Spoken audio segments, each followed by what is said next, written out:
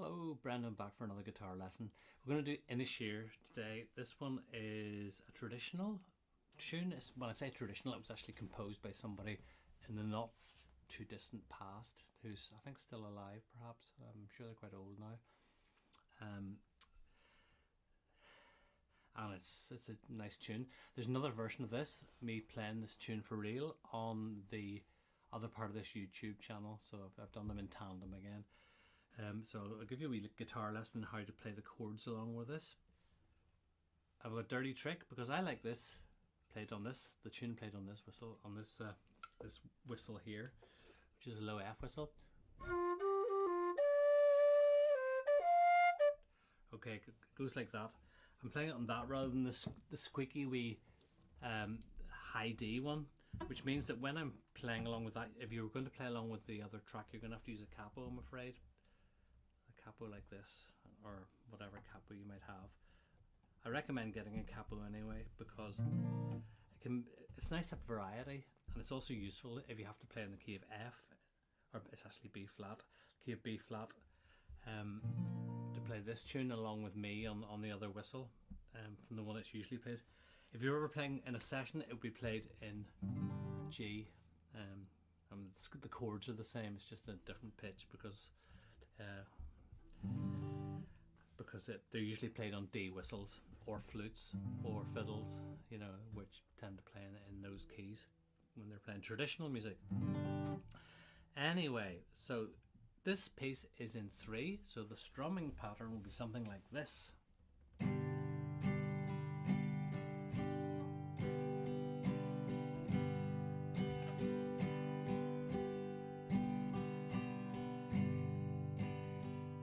Play along. 1, 2, 3. 1, 2, 3. So you can either hit the bass note and then strum down. There's a wee upstroke as well.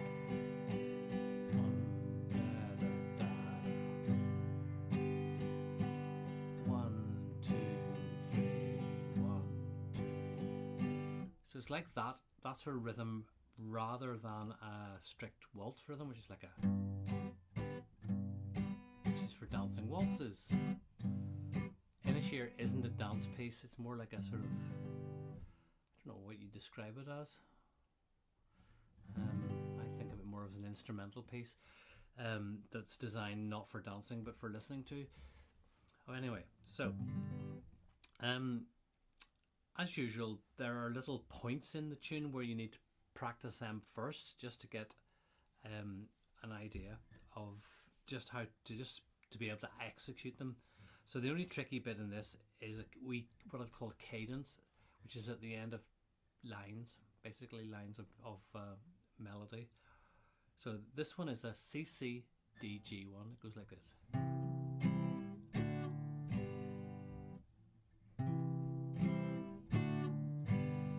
I'll do that a few times and count it and call the chords out. Here we go. 1, 2, 3. C, C, D, G. Again. C, C, D, G. Again. C, C, D, G. Again. C, C, D, G. C, C, D, G. Remember, check if everything's ringing. Is everything ringing? So 1, 2, 3, 4. That's the only tricky bit. It's not a fast tune. It's not like a reel or something like that. It's just it's a nice mellow, slow sort of piece. So if you can do it at that speed, that might be about the right speed for you to play it at. So that's the only really tricky bit. Okay, so the first part is largely in G, second part's largely in E minor. Okay, I'll just go through it from the top and show you how to call out the chords, and hopefully you can play along with this. I might introduce some split screen technology some stage so you can see me playing along with myself.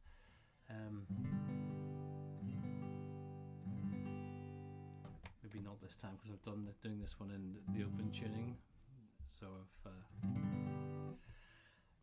won't be able to play it on the nice whistle. Anyway, here we go. So it goes 1, 2, 3. Da, da, da, da, da, da, da, C. Da, da, da, D. D, 2, 3. Da, da, da, da, da, da. Cadence. C, C, D, G. Da, da, repeats. Da, G, da, da. C, da, C. And a D. 2, 3. C, C, D, G. C, C, D, G. Okay, so that's the whole of the first part of the tune. All the bars in it. I'll do it again. Count them out. So it's count them out for you. So it's, I think it's 2. Is it 4 of G? So the 1, 2, 3, 2 bars, and a C, 2 bars, and a D, and a G, 2 bars, and C, C, D, G. The cadence. Again, and G, 2 bars, 2, 1 bar of C, and 1 bar of D, and G, 2 bars. Cadence. Okay, so that's the whole of the first part of the tune. The second part goes into E minor, and you're lucky on this one because there's actually, well, it's irregular. It has 5 bars of E minor before it comes back to resolve the tune. But you get 5 bars playing E minor. 5 bars for nothing, that's great, of E minor, which is one of the easier chords. So it goes da, da, da, da, da, da, da, da, da, all E minor, da, da, da, da, da, da, da, da, da, and a G, and a cadence repeats E minor.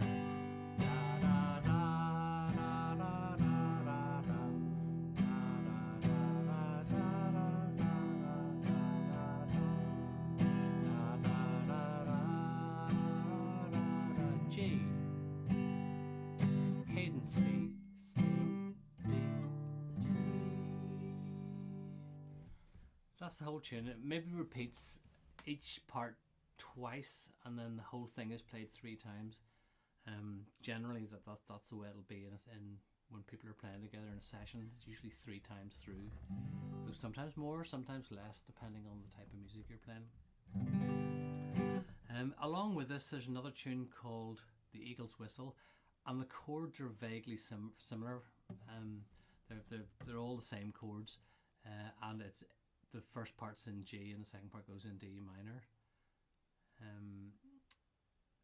That's on the other part of this channel,